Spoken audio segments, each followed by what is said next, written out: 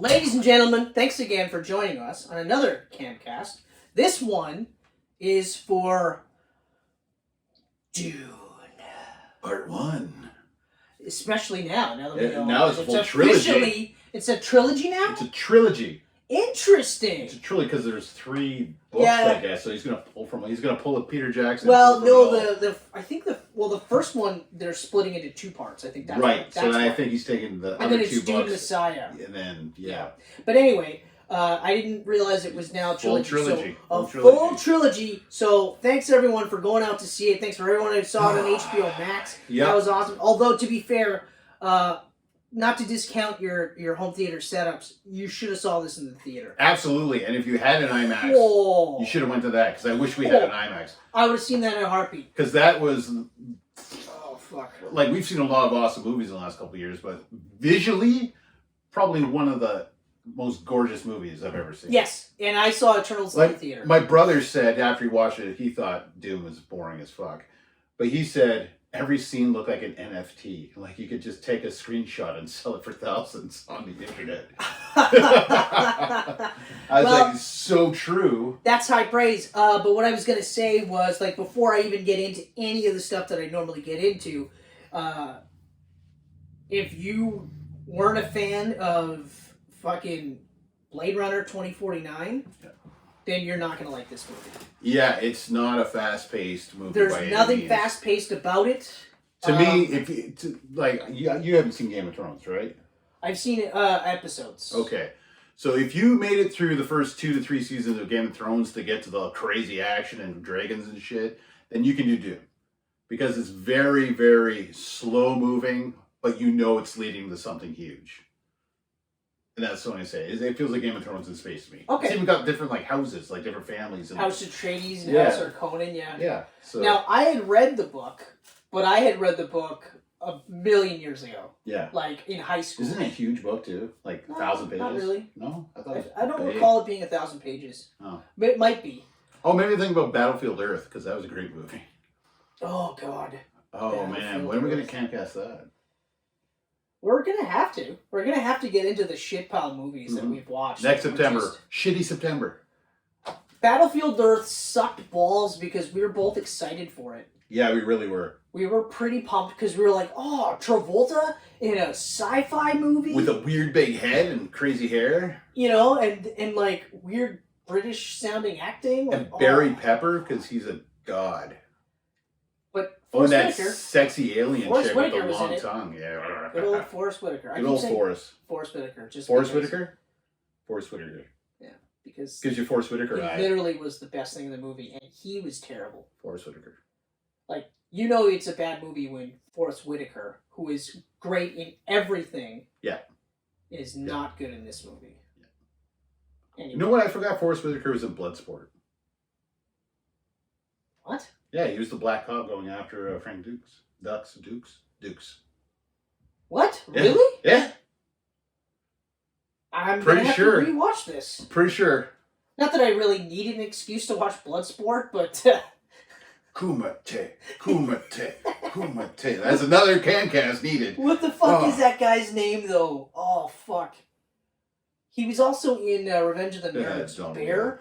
Boom! Forrest Whitaker. Oh, shit. Look at that. Donald Gibb. That's who I was looking for. Donald Gibb. Oh, man. Donald Gibb was awesome. He's got to be still alive, isn't he? I hope so. Yeah, because... Ogre. He predated your nickname as Ogre. Anyway, getting back to Dune. So here it is. Hey, put your fucking phone away. Director, Denis Villeneuve, which I've already stated. Chris corrected me on that already. Screenplay Denis. By John Spates, Denis. Oh, you fucked me up. Villeneuve, Eric Robb, based on a book by Frank Herbert. Okay. Budget, $156 million. I don't know that this includes marketing. Probably not. Because I was pretty sure... It's probably production only. Yeah, I was pretty sure this was a $250 million movie. They had to spend so much because of all the pushbacks, too. Yeah. Anyway, so current take is $332 million. And I got to tell you, for this movie, I kind of thought it was going to be around that part. Yeah. Especially this time with because it's kind of the same deal with Bond where the appeal is older. This skews older. Right. Although, for me personally, even without reading the book, like I said, I read it so long ago that I remember parts of it. And as I was watching it, I was like, oh, right, yeah. But most of the major plot points I had completely forgotten, which was awesome. Yeah. But visually, when I saw the trailers, I was like, holy fuck, I can't not see I this still movie. can't stop thinking about it. It is fucking crazy. Eternals is out now, and then Ghostbusters is coming, and I keep thinking, I want to go watch Dune again before it's out. So do I. It's so So crazy. do I. So crazy. So do I. All right, so currently sitting at 332 million, which will probably, I would say, maybe get to 350, 360, somewhere around there. Yeah. I don't see it getting to 400 mil. Which is crazy good considering it's also on HBO Max. Yeah, exactly. Apparently it had the biggest showings ever for HBO Max. And that was actually what greenlighted the sequel immediately. Yeah, I know. When I saw that, I was Yeah. like, oh, that's great. That's Yeah. why I thank people for watching it on HBO Max. Thank you so much. I never did that for Wonder Woman 84. Yeah. Anyway, so I have noted sequel confirmed, but now Trilogy confirmed. Cast starring Timothy Chalamet as Paul Atreides, the ducal heir of House Atreides. Rebecca Ferguson, whom I love. Oh, I love her too. She is Lady Jessica, Paul's mother, a Yep. Bene Gesserit and consort to Duke Leo. Look at you digging all into the roles. Oscar Isaac, Duke Leo, Paul's father. And the one that banged Rebecca. Jessica. Consummated their relationship. Consummated. Come on now. All She's right. a lady. Her name is literally Lady Jessica. That's true. Okay. Josh Brolin as Gurney Halleck, the weapons master. And also the guy with the worst name in the movie. Not yet. And one of Paul's mentors. Yes. Now we get to Jason Momoa, who got made fun of for his name being Duncan, Idaho. I love Duncan, Idaho. So did I! It's so cool. When I saw people making fun of that name, I was like, what is wrong with Duncan, Idaho? That's a badass name. I actually think it's kind of swashbuckler, which makes sense because he's the swords master of House Atreides and another one of Paul's mentors. Then we get to Dave Bautista, who is Glossu Raban, nephew of Baron Harkonnen, sorry. Big albino boy. Yeah, with no eyebrows. No eyebrows. Although I think Dave no longer has eyebrows in real life. Anyway, just a thought. Stellan Skarsgard, which surprised me. It took me a couple of scenes with him in it where I was like, wait a minute. Yeah. Yeah. Because he doesn't sound like him. No. And he kind of looks like he's got a prominent face. Mostly the nose. Yeah, but the makeup is insane. Oh, the makeup was so good. Oh. Anyway, so he's Baron Vladimir Harkonnen. Baron of House Harkonnen. Big surprise. And he is the enemy to Atreides. We've got Stephen McKinley Henderson is Thafir Hawat, the Mentat of House Atreides. Okay. He was the intelligence guy, the guy that his eyes went all weird. Ah, yes.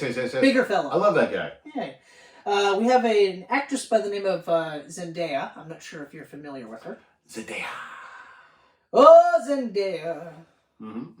She's actually starting to remind me a bit of, and now that I say that, I forget her name, Zoe Saldana, who starts hitting a bunch of franchises. Yes. You know? Yep. Because for a while there... Because you're in the money for your life then. Yeah, Saldana was it was Guardians, it was... It was Avatar, Star Trek. That's right. Those are the three. And I was Star Trek, Avatar, Guardians. Yeah. And I was like, whoa, look at her covering her bases. And then branching off into Colombiana, which was rumored to be a professional sequel. Which should have been. Now that when you watch it, you go, it was definitely a sequel. Yeah. It should have just been a sequel. I would have even accepted Zoe Saldana's casting as an older Matilda. But anyway, so Zendaya, or whatever, she's Chani, a Fremen woman. David Dastmalchian. Oh, yeah. Yeah. Another guy doing good this year. Fuck yeah. I saw him in this, I was like, damn, this guy's hitting out the franchise. No kidding. Good for him. Well... He didn't make it in the Suicide Squad. No, he didn't. He died horribly. Yeah. But anyway, he plays Peter de Vries, Mentat for House Harkonnen. Let's look at this. Look at this. Look at the preparation. Chang Chen is Dr. Liet Kynes, the Imperial Ecologist and Judge of the Change on Arrakis. AKA the only Asian man in space becomes evil. Yeah. Luckily for him, he had a reason. They had his wife. He had a good reason. I mean, that's what led to the downfall of one of the characters of season 3 of somewhat classic Daredevil on Netflix. Yeah, Daredevil. Anyway, Charlotte Rampling is Gaius Helen Mohiam. What's her name? Gaius Helen Oh, Mohiam. Gaius. I think it's Gay as Helen. She's a Bene Gesserit, Reverend Mother, and Emperor's Truthsayer. Okay. Yeah. This guy, I forgot was even in the fucking movie. Javier Bardem. Yeah, very briefly in the movie. He was in it briefly at the beginning. A little then bit. I forgot he was in the fucking movie. And then pops up They at the showed him end. later. I was like, oh yeah, that's right, he's in this fucking movie. And he's awesome as always. Oh, yeah. He plays Stilgar, leader of the Fremen. Babs Olason-Amokin, Jamis, a Fremen from Siechtab. I don't know. I'll pretend I know what all that meant. And then finally, there was a bunch more, but I was like, fuck it. I'm not doing this. We're getting to the point where... So then finally, this part I included because I thought it was really cool. We've got Marianne Faithfull, Jean Gilpin, and Ellen Dubin provide the voices of the ancestral Bene Gesserit that Paul hears in his visions. Ooh. Jake Gyllenhaal's asshole played the sandworm. Okay. All right. He does a lot of stuff with Denis. Yeah. Well, I was gonna say like it's easy to say like if you liked Blade Runner 2049, you'll like this, and it's true. It's true. If you can watch that and go like, and you're in it, like we talked about it, and the first time I watched it, I said it was a beautifully boring movie. Now I can watch it and go, no, this is fucking awesome, right? Yeah, took a couple times to get to that point. Two full watchings for me, but on the backs of Blade Runner made it a lot easier. Yeah, but 100%. Now I can watch it and be like, okay, fine, yeah. Good, rock on. Yeah. This movie brought me in right away. But getting back, so we back up. He's done mostly like fucking artistic, beautiful movies. But then you watch like Prisoners. And Prisoners is fucking crazy good. But it's a departure because I didn't know he did that. It's a huge departure. I did not know he did that movie. And then when it's more straight up like... it's good. It is, but it's good. And also... it was that movie where I was like, Hugh Jackman should play Joel in Last of Us. Oh, yeah. It was that role, not Wolverine. That role. Oh, yeah, for sure. Yeah. For sure. Yeah. Fuck. But, hey, although, the guy they got, Pablo... Yeah. He's a good... I'm happy with him. Pedro Pascal. That's right, Pedro Pascal. He's a great choice for Joel. I'm all right with that. I actually... He's a great actor. He'll didn't be good. even blink. I didn't even... I never even thought about him. Life's good. I guess I should have. But it could be better. It could. But yeah, so Prisoners and what was it? Arrival. That's right, Arrival. Arrival was the first movie I watched. Arrival's a masterpiece. That was my favorite movie that year. Oh, that's one of my favorite sci-fi movies, and it's one of my favorite aliens movies. Oh, yeah. And it's also one of my favorite, like, time travel movies. Yeah. Mild spoiler, but fuck. Yeah. It's hard. It's hard to say time travel per se. You have to watch the movie to understand what I'm talking about. Yeah, it's so good. It's not straight up time travel. And then what was the other one? Then you did Enemy. Enemy, that's right. Enemy was really weird. I couldn't get into Enemy. I'm gonna try rewatching it. So I'm gonna watch it, and I'll be able to pass judgment on you if you can't get into it. Yeah, I'm gonna rewatch it. And then in Sentences, or it was his first film. It was a French film. Yeah, which I haven't seen. I don't know if I'll watch that one, but so far I've watched almost all of his movies. It's kind of like Nolan, right? Yeah. Like people like, oh, have you seen Following? Well, no, I haven't really seen Following. I don't want to. Yeah. I really don't. His I don't want to 55-minute black and white movie with a bunch of people he found on the street. And I also don't want to sit there watching it and say like, oh yeah, no, I can see where that came into Memento. Yeah. I can see where that came into this movie, but I'd rather just watch those movies. Yeah. Those are better versions. Oh, absolutely. Yeah. So anyway, if you're not familiar with his work, get familiar, because He is a fucking sci-fi geek. He's the guy to watch for. Like for years, even before Blade Runner, people were saying this is the new or the next Ridley Scott. Oh yeah. And then he got hired that. for Blade Runner. And I was like, well, that's kind of funny considering everyone says it's the next Ridley Scott. Right, yeah. And then you watch them back to back, you're like, well, that's pretty seamless. Yeah, it's pretty damn good. I gotta be honest with you, he is fucking incredible. Yeah. And that was another reason why when I saw his name was attached to Dune, I was like, okay, all right, this is gonna be good. Mm-hmm. I'm glad that he gambled on making it a 2-parter. That was a huge gamble. Fucking huge. Imagine if you would have done that with Blade Runner, we never would have got a second part. No, we never would have. We never would have. But then again, we never would have got Dune. Yeah. So. But Dune is different, and I feel like the marketing for Dune, I feel like a lot of people were probably disappointed when they watched this. I have to agree because... They were probably thinking big sci-fi epic in space, like Star Wars or Star Trek or something. Yeah, it should have been billed more of like operatic, a space opera type of thing. Where it builds, because like, and again, like going back to being familiar with this work, I was prepared for this slow build. Exactly. To grab you and slowly, like, take your hand and just go, okay, no, we're just going to go for a little walk. Yeah. We're not in a rush, you know, and even though when things happen fairly quickly, because the plot does actually move pretty quickly. The pacing's great. It moves, but you're still just kind of like, okay, well, you know, we're still kind of going through it, and they throw a lot of, like, world building and info dumps on you, but it felt organic. Like, I never went, oh, of course they're going to have that guy explain plot in the movie. I mean, that's daunting, right? Because very little people know the Dune universe. And it's... the hardcore fans, that's about it. Right, but even, like I said, even for me, like, when I read the book, it wasn't like I read it and was like, I understand every single concept in this book. I was like, okay, all right. And I'm going to reread it, obviously. But, I mean... like, really all it is, when it gets right down to it, it's a fight between two houses for power, okay? That's it. In the spice. In this story, spice is, like, the universal currency. Spice allows you to travel through time and space, so that's how they get to warp drives. That's where this comes in. So, Arrakis is the only place that has spice. And if you're on Arrakis and you mine spice, you're a fucking big deal. When James told me that the movie bored him, and he goes, oh, and the spice stuff, I couldn't take that seriously. Like, spice? Come on now. I'm like, did you pay attention? It's not regular. They're not making lattes. It's a different type of spice. They're not just like, we've got pepper everywhere. This is great. Look at all the nutmeg. All my food tastes incredible, and all I got to do is just sprinkle it because it's all around. But like just that concept too. But at its heart, it's just two houses warring over this planet for power. That's it. That's all. You know. But again, like we're talking. So Denis Villeneuve is an auteur.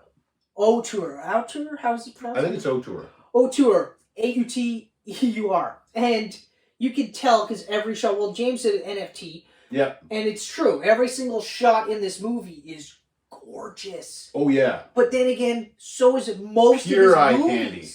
But what I like is his movies, there's a bleakness to it. Even in bright scenes, there's still a bleakness to it. Mm-hmm. Where you're just kind of like, oh, man. But like, there's just so many fucking cool scenes in this movie. And I guess I could understand complaints for the ending being anticlimactic. That I understand completely because a lot of people never knew it was a first parter. Right. They didn't put it on the posters, they didn't put it on the trailers, and then you sit down and you watch the movie and it says Dune Part 1. And you're like, Part 1? Yeah. What? So then at that point I was like, oh, okay, so when we finally got to the ending, I wasn't like, oh man, I was prepared for it. Yeah. But I will say though, it did feel like the natural part to end the movie. It did. And I was going off of kind of like, you know, the Lord of the Ring and Hobbit movies, like how those ended, right? Because they're continuations. Exactly. That, I mean, they don't really have ends because they're continuing into the next one. Exactly. So it felt like the natural ending point because most of the stuff that's... there's a lot of stuff that's settled. And to be honest, I don't want to spoil too much. Because I do think that you guys should watch this movie. Absolutely. I mean, I am spoiling some of this stuff. Yeah. But I don't want to spoil too much. Like, I don't want to spoil if anyone dies or lives or anything like that. I mean, I already said the Asian guy was bad, so you can just figure out that. Yeah, but it was pretty obvious. Like, that was kind one of of obvious. those where I was like, there's something up with this guy. There was something up, but that also might have been because I read the book, right? So I knew that somebody betrayed. I never read the book. I tried to watch the original movie. Twice. I tried too, and I couldn't. Twice. Yeah, it's... I can't do that. I can't. We talked about this too. I can't do Cronenberg. I mean, the special effects for that time period are incredible, yes. And I'll give Cronenberg credit for basically saying, like try to keep as much of it as possible and then do his own thing with it. So I'll give him credit for that. Yeah. But it's it was just Cronenberg, right? No, it's Lynch. No, it's Lynch. It's Lynch. But Cronenberg's the same thing. I can't really... Cronenberg's another one. Yeah. That's a tough one. David Lynch is why he makes some fucked up movies. Yeah. But, well, then again, so does Villeneuve. He makes some fucked up movies. Prisoner is a fucked up movie. Oh, yeah. Arrival, the concept, is a fucked up movie, okay? Like, it's a fucking alien movie. Yeah. With the most alien-looking aliens I've ever seen. That was one of my favorite things. Like, when I started watching it, and, like, they were behind the glass. Like squid-looking things. Yeah, like, weird, like, mix of, like, yeah, just, it's hard to describe. And I was like, they actually look alien. Yeah. Like, there's nothing humanoid about this. That, I was like, oh, man. Then the way they communicate, holy fuck. And then the actual movie itself is just, whew. But that's getting back to my point. Arrival. I know. That's getting back to my point where the only knock against Denis Villeneuve is that, like, you have to... I feel like starting fresh without having any previous experience is harder to do. Like, Dune is a tough one to watch without previously seeing these other movies. Right. And that's why I said to James, too, like, he thought it was super boring. I was like, okay, well, I love Arrival. And Blade Runner 2049 was hard to get through the first time, and then I watched it the second time, and I got it. Like, yeah, I exactly. got it. So there was a switch that clicked, and then I wasn't going into Dune knowing that this is going to be some action-packed extravaganza. Like, exactly. I knew how Denis moves. But the action it's going to be 2 hours of awesome. Slow world building. You get some, like, crazy action at the end, and that's going to be it. But even, like when they finally get to some of the action scenes... They're really well done. They're super well done. Like, they're so fucking good. Like, and, like... Duncan, Idaho is awesome. So awesome. So fucking awesome. Well, Gurney, Josh Brolin, he's awesome, too. Gurney was awesome. I love the way they do, the armor effects. Like, that was awesome. The glowing and... Well, that's part of the lore. The part of the lore is just, like, they're so advanced that they have personal force fields, and then that's why they fight with swords, because the swords can get through the force field. Yeah. Other than, I was just like, fuck, man, like, this is so crazy. The stuff with the Bene Gesserit being, like, the religion. Yep. And the thematical ties to where how, like, obviously, religion has long been a tool to get people to do what you want. And it's explicitly mentioned here, where you have people almost speaking ill of the Bene Gesserit because they're just like, oh, yeah, truth-sayers. Or whatever they want you to believe is the truth, that kind of thing. Mm-hmm. And I loved it because, like, that's kind of the same thing. I mean, like, you look at some people and all you have to do is say, hey, God wants you to do this. And next thing you know, they're doing it. They're doing it. And it doesn't matter if it's, like, killing a bunch of people, because in their eyes, they're doing what their God told them to do. Yep. And in the end, they're going to be welcomed into that version of heaven. So it's hard to argue with that logic. How would you? Right? Yeah. Exactly. And that's why, like, religion is both very, like, uplifting and powerful, like, in that sense, but also can be fucking scary and dangerous. Yeah, like... It's like...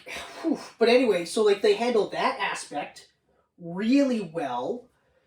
And going back to your Game of Thrones stuff, you said it in the theater too, where you're like, this feels like Game of Thrones stuff. And the bits of the TV show that I watched like maybe 20 episodes. But, you watch enough of them, and some of them in succession, you're really basically what you're seeing is like a couple of different houses or families are essentially just trying to get to that throne and be like, the main, the Thor's Throne of Swords, or whatever the fuck it was. Yeah. Get to that throne, you're all powerful. It's the same thing here. It is. It's literally, Spice. The thing, like, you've got the House Harkonnen. They were originally on Arrakis, and then for whatever reason, the Imperials were like, "You're out." Yeah. House Atreides in. So of course, Harkonnens, who were bleeding money, like, yeah, they were paying their share to the Imperials, but they were fucking making fists. Like, they had money, they had power, they could just point, and that's it. So naturally, they're not just gonna be like, "Oh yeah, sure, go ahead, move right on in." Yeah. That's fine. That's cool. Hey, you gotta do what you gotta do, right? No, of course they were gonna fucking start shit and try to take it back. Mild spoilers. Mild spoilers. I'm That's very mild. I'm not saying that they did take it back, but I am saying that they definitely tried to. I really enjoyed the way we did our Halloween episode. So did I. Like, we talked about little story beats, but we didn't really spoil anything. And I like that. And I'm sure some people here might like it too. Some people probably enjoy the spoilers. I have seen it. I want to know our exact... I can tell you right now, there are going to be movies, more often than not, we're going to be doing spoilers. Tell you I'll tell you right there's now. no way we're holding back on Spider-Man. You've been warned. The only reason, the Halloween stuff was my idea, because I want more, like, people to watch some of these movies, and I think there's going to be times where I'm going to say, let's not spoil it. And this is an example where I just want more people to watch this movie. Yeah. So I don't want to spoil, because then it's like, what's the point of watching the movie? Right. Ghostbusters will probably be a spoil fest. Oh, yeah. Yeah, it will be. Oh, it looks so good. And The Matrix. Resurrections. Like... Yeah, I'll be spoiling in that. Fuck, like... So, don't expect non-spoilers to happen, but in some cases I do feel it's warranted. In this case, I feel it's warranted, because I want more people to watch this movie. Just because, like, even for James, I want him to rewatch it with that mindset of, like, hold on, though. It's not going to be hit the ground running. It was so weird for him to say he thought it was boring, because I thought if anyone's going to like this movie, it's him, because, I mean, James likes some pretty slow movies because they look beautiful and there's, like, depth to them. I think it was his mindset going into it, though. That's what I think. I think he was expecting, like a Star Wars type of... Maybe. I mean, it's possible. I knew what to expect because of Denis, so I was not disappointed at all. Exactly. At all. I was gripped all the way through that movie. The first time we get to see the sandworms in action... Is that what they're called, sandworms? No, that's Beatles used to call sandworms. What are they calling this? Oh, there's an actual name. The Great Worm? No, Abu Dajib, something like that. Abu Bajibs? Something like that. Like, they actually treat, the Fremen treat it like a god. Okay. Because to them it is, right? Name of the Dune worm. Shahulad. That's what it is. Shahulad. It's the Freeman term for the sandworm of Arrakis. That probably... Oh, no, they call it... On Wikipedia, they call it a sandworm. Well, I mean, obviously you're going to slang it up, right? Yeah, I mean, it's a worm in the sand. It's literally was, but the build to that too. That first scene was like... It was suspenseful. It gave me, like, Tremors Jaws vibes. That's exactly what I was going to say. Tremors Jaws vibes for me, too, because they tell you right away. Yeah. Look, we mine this stuff, but we got to be careful because there's fucking sandworms. Ooh. Okay? And they go, oh, yeah, okay. And but we have everything set up so we know exactly what to do. They actually had it timed out to, like, within seconds of that thing showing up. Yeah. That they would have been lifted off if everything worked okay. Yeah. If everything worked, but that's the part I was thinking was insane, was that they're so used to this level of insane mining. Like, you're mining. Yeah. It's not like I would put that up there with, like, the crab fishermen. Mm-hmm. Okay? Like, these guys are fucking going out there, in the worst, like on the ocean for one.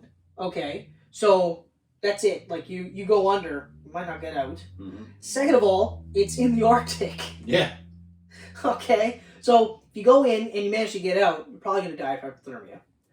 Finally, it's not calm waters, and you're deep fishing. Okay, so it's the same, or underground miners or oil drillers out on the ocean. Same thing, where you're just like, they don't think of it because that's what they do. That's just how they know. But I go, this is fucking insane. It's crazy. But they get to, like, they're literally like, yeah, we got a sandworm coming. Yeah. Okay, great. Tell us when it's like X amount of times in. And then it's just like, yep, X amount of times in. And then it's just like, all right, here we go. All right, well, I guess we're going in now. And it's just like lunchtime. No big deal. Okay. No big deal. And that's insane to me. It's crazy to think, like, you know, you're literally one little second away from get the instant reveal. death. It's just like, holy fuck! Yeah, it looked awesome. Yeah, it looked incredible. I can't even get over, like, it totally beats the sandworms in Beetlejuice. I guarantee you. And that's a tough one because those things, like, stop motion at its finest. Those are awesome. But fuck, I guarantee you that there was parts in that movie where my jaw was open, like my mouth was open. Oh. I was in awe so many times. So many times. Oh. And we've seen so many big movies, right? Like, I love, like, Godzilla vs. Kong this year was crazy. But, like, the scope and just the way this film looked, this might be, like, legendary entertainment. This might be their best movie ever. As of right now, I'm going to have to say, yeah, it's a very good shot at laying claim. And the only reason I put Godzilla vs. Kong above it, like, obviously I love those two characters, but it's got more replayability. Like, I'll be watching that more often than Dune, but... That's true, but I can tell you right now, like, Dune is a purchase for me. Oh, yeah. Oh, like, yeah. Like I said earlier... Oh, 4K? Because I watched my Eternals. God. I watched Eternals, and I said, while I liked it, there's enough in there that I don't like. And when you finally watch this movie, we can talk about it. That'll be a spoiler-filled camcast, just so you know. But, like, the things I didn't like are big enough that it's like, I can't. So I'm not going to own that movie at all. I may watch it again, like I said, if a sequel is greenlit, and they have, in my opinion, a better idea of what... It's tough because the way they end it, it does end in a way where I'm like, I could see the sequel being better. Yeah. Because there's at least a better idea coming from it. It's just a major plot point of the movie is the part that I'm just like, I can't accept it. Really, eh? I can't accept it. It's not like James Bond where you go, spoilers, where you go, oh, they didn't fucking kill him off. I know I just saw missiles hit him head on. By the way, the official clean copy is out now, so you can accidentally download it. Because the video on demand is out now, right? It is, yeah. Yeah, so I now have... I watched the cam version all the way through, though. Good God, man. It was tough. I can't do that. I can't do that. I tried it once. But I tried did it The on Hangover. my phone, though. I did it on my phone. I watched The Hangover in the theater, loved it so much. I was like, I gotta watch this again. I could only find a cam copy. Put it on, and I'm watching it. Like, the quality's kind of crap. If you do it on your phone, it's not as bad. Until I had a guy stand up and walk out the screen. Yeah, I'm just like, I didn't get any of those. How do people do this? I have not gotten any of those. But anyway, I have a totally clean version. Okay. And I started watching it. It's fucking such a good movie. Yeah. But with that one, I wasn't... Like, with Eternals, it's the plot itself. It's the main point, the crux of the movie. And when you watch it, you're either gonna say the same thing as I am, or you're gonna go, I don't know what you're talking about, Chris. I liked it. Well, we'll see. But this is a movie that I'm going to own, and I will rewatch it. But this will be one of those where I feel like it'll be one of those once a year type things where I go, you know what? Yes, it's time for Dune. It's time for Dune. I feel like I'm going to go through all 3 of the Dunes, so it's time for Dune. Like, right now is the time to start watching all of the Spider-Man movies. Yeah. I started Spider-Man 1, Sam Raimi Spider-Man 1. Yeah. Started that, and I'm about halfway through.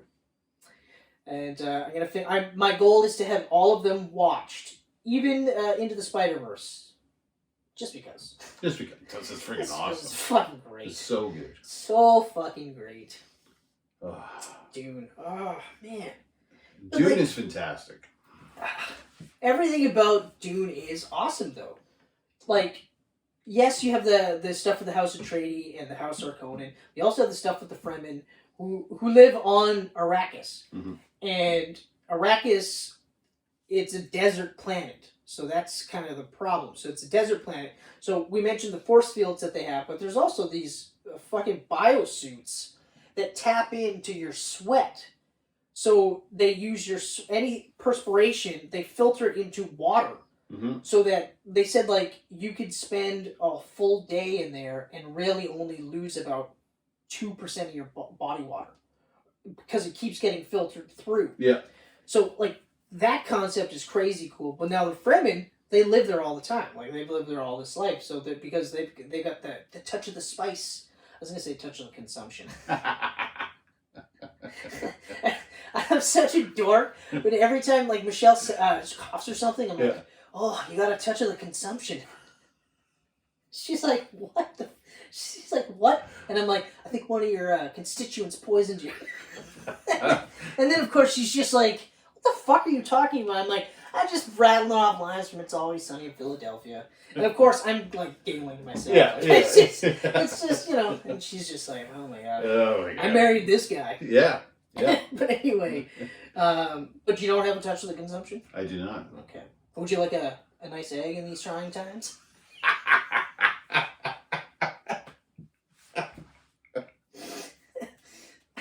Oh, man. I love it when he's on the date.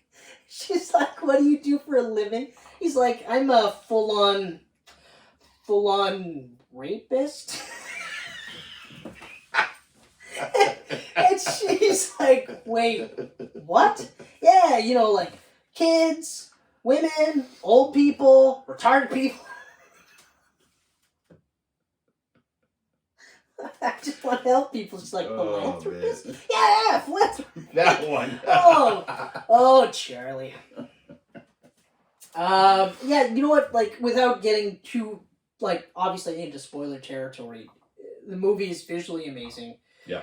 The story, like I said, it is a slow story. Like, it's slow moving, but it's still pretty fast paced. Like, I mean, they get to, by the time, like, it's a 3-hour movie that didn't feel like a 3-hour movie, even though it should have felt like a 3-hour movie, considering, like, it's like the characters are moving slower.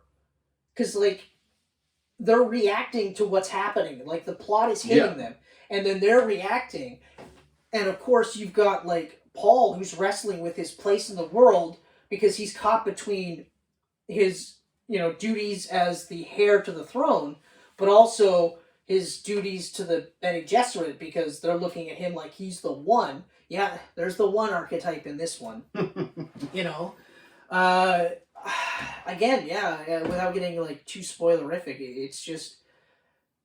It is an amazing movie. It needs to be seen. You have to see this. If you can see it in the theater, I implore you to see it in the theater.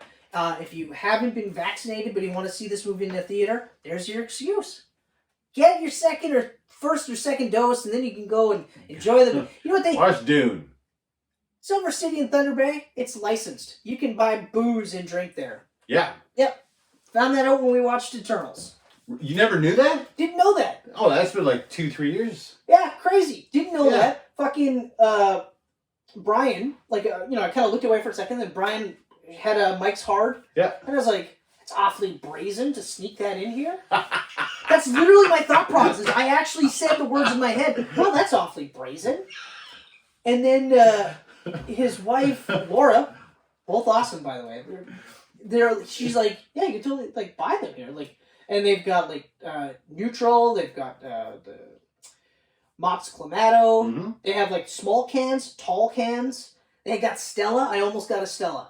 But I was like, you know, it's the afternoon. I don't want to get that touch and suddenly want to be, or the taste to be like.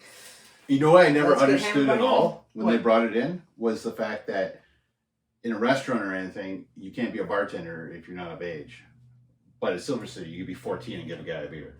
Actually, I don't think that's the case. Really? I don't think that's the case because the case is locked. As the word said. The case is locked, and like they. Oh, so like the manager has. Someone a key. actually, they had to wait. Like they made the order. Ah. Or Laura okay. made the order for okay. the Clamato juice, not the Clamato, but the Clamato vodka. Yeah. And had to wait because he literally like stepped back, radioed it in, and then someone came around, unlocked it, served it. So they do have a protocol in place. Okay, well that's but good. I agree. I never knew it was locked. Because that was my first thought. I was like, it's like all kids behind that counter. Yeah, I would have said the same thing too. I'd be like, this is fucking weird. But whatever. Okay, but that makes sense. And that makes sense. I mean, legally, you have to have your smart serve. Yeah. You have to. Yeah. You know, it's the same with like the grocery stores and stuff. You know, like you need to have somebody that has their smart serve so they can go, yeah, you're okay. Mm-hmm. But yeah, so go watch Dune. But here's the thing. If you've watched any of his movies before and you don't like it, maybe don't go see Dune. Because good chance you won't like it. It's more of the same. It's a very slow-moving but engagingly thoughtful, beautifully shot movie where if you're not in the... First of all, if you're not in the right headspace, you're not going to like this movie. If you're not mentally prepared for it, you're probably not going to like this movie. Because we've said plenty of times already, it took us a couple of times to watch Blade Runner 2049 to be like, yes, okay, yes. You know? Although, strangely enough, Arrival I was in right away. Oh, Arrival I was in right away. Right away. There was no, like, oh, geez, I don't know. Maybe I gotta watch this 14 times before I like it. I was like, within minutes, I was like, okay. I was on an Amy Adams kick that year, too. I like her. I watched 3 or 4 of hers, and I was just like, good God, she's starring in some great... And she's killing it. Yeah, she was so good. But it was the aliens that kept me. When they showed the aliens for the first time, I was just like, I'm watching this movie to the end. And then the ending just blows your mind away. Like, the whole time, you're like, wow, how's that fitting in with this? And then you see, and you're just like, whoa. You see it? Oh. Whoa. But the best part is that's the whole point of the movie. Yeah. Because she saw it. And then she saw it, and you saw it, and you were like this. So, now, granted, Dune isn't like that, but Dune 2 might be. Yeah, maybe. I think it probably will. A lot of people said that part 2 will be a lot more exciting than part 1. Like, apparently all the big shit happens in part 2. Well, I mean, it has to. Yeah. You know, like, just like if you look at the first half of Blade Runner 2049, that's really slow. It's super slow. But the last half starts to move. Yeah. Because shit starts happening. So, you know. Though, like, the final shot in this Dune, I'm not going to say what it is, but that final shot, I was like, holy shit, is this where we're going? Is this where we're going? Because that's insane. I'm going to watch this movie again. It's hard not to spoil it. Yeah, it's hard not to, but... It's really hard, but we're doing it. We're not doing it for you. We're not doing it. We're doing it for you. But don't worry, we will spoil plenty of shit in the future. Hell yeah. Like I said, Ghostbusters will be a spoil fest. Spider-Man No Way Home, there's no way it won't be a spoiler fest. Yeah. I'll probably be fucking crying. Yeah. It'll probably be like a mixture of happy tears, sad tears. Oh yeah. Oh yeah. You know? Oh yeah, man. Whew. I can't wait. I can't wait. I cannot wait for that movie. So, that's it for me, Ken. That's almost it for me, Chris. Oh! All right. I'm just going to do a quick run through of people that we did mention at the beginning that need to be recognized. Greg Fraser, director of photography. Yes, yes. Absolutely.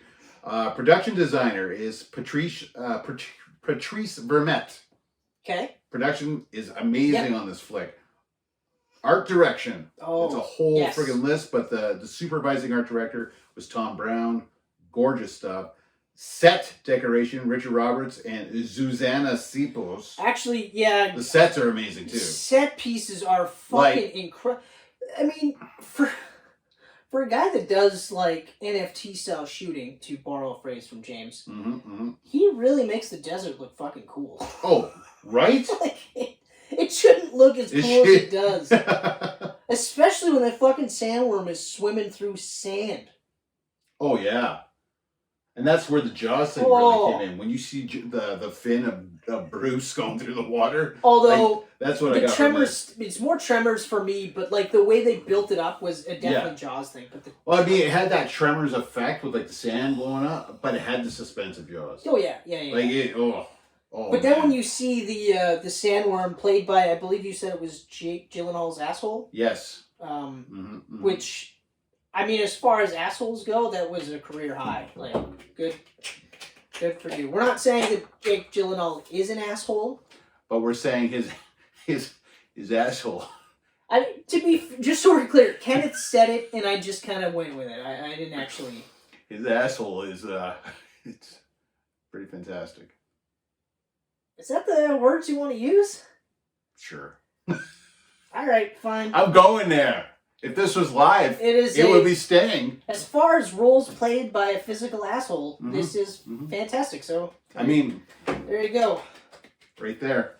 The visual effects team's like 308 people. So yeah, kudos to all of you. Every single one. Because you created images that looked like they belonged in the film. That's like Eternals. Eternals, it was like this much for people, like in the movie, like acting in the movie, including like all the like extras and shit, and then the rest of the 14-minute long credits. It's all visual effects. Visual effects. Yeah. Well, I mean, that's a given with Marvel movies at this point. Yeah. To their credit, though, it looked visually amazing. Oh, I'm sure it does. I'm sure it does. Looked visually amazing. I am looking forward to it. But at the same time, I don't give a shit about Eternals either. So. I'm glad I saw it in the theater. I will say that. Like, I'm glad that I saw that in the theater. Yeah. Because it was a spectacle. Yeah. It's just unfortunate that some of the big plot points was just me going like, no, I can't get behind that. But anyway, getting back to, we have anyone else? I mean, I could go all day. Okay. Everyone involved in this film, all of you did a great job. I'm going to go to some random person here. There you go, just random. Random Persian. Whatever, fuck it. They might be Persian. This guy might actually be Persian. Tabor Badur was a personal driver in the transportation department. Hey. You the man. Or the woman. You're good. It's better if you just do like Robert De Niro. Because then there's no gender. You. You're good. I do a visual. I can't do like an actual verbal. The visual's great though. Yeah. Stuck your face inside your head. Yeah, exactly. Looked like you smell a really bad fart and you don't know where it's from. Thick. But you have to go squinty eyes because that's how heavy that fart is.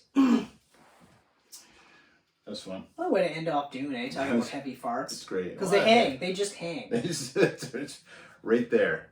Right there. The worst is when you got one of those and then you sit down and now you're at the fucking level of your ass. That's what I was going to say. Like, that's the dumbest move you ever do when you're about to, like, take a shit and then you let it go and then you're just like, why did I fart in my face? Right? Like, I sat right in it. It's like a spaceship dropping down into, like, the asteroid belt and for shits and giggles. It's always the one that you can't just, like, no. physically, like, just it's like there's this thick odor in the air. You gotta push it away. Like, light the match just to get that watch fart a out of circle there. burn around you.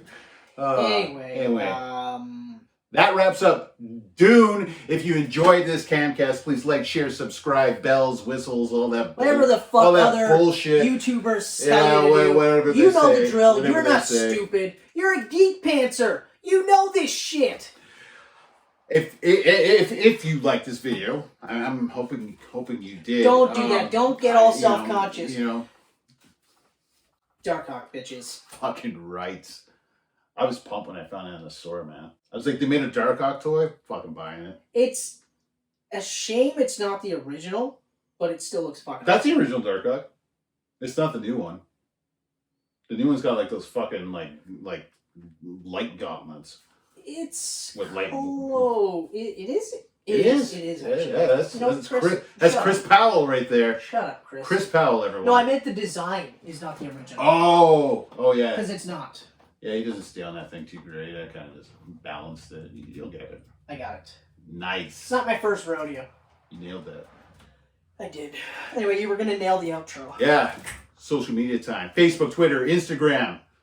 You can listen to us podcast style. Apple Podcasts, Google Podcasts, and the other one. I haven't done this in a long time. SoundCloud. There it is. There it is. Yeah. And you can check us out on geekpantsmedia.com, where we have still written absolutely nothing lately. And probably won't for the foreseeable future. But Chris Fedek hasn't even been on there very, very often lately. Yeah, he's but got a life to live. There is some beautiful photography by Chris Fedek that you can take a look at. And some cute little Easter artworks that he did. Good stuff. All right, one. We will see you next time with probably Ghostbusters or Eternals. I think that's where we're leaning to. It's going to be whatever one we see, we First. both seen. So yeah, the odds are pretty good that we'll see Ghostbusters. Yeah. Hell yeah. Well, Ghostbusters for sure is a camcast. That's probably going to be the next one. But you'll find out when we get there. Yeah, you know, you'll find out when we know.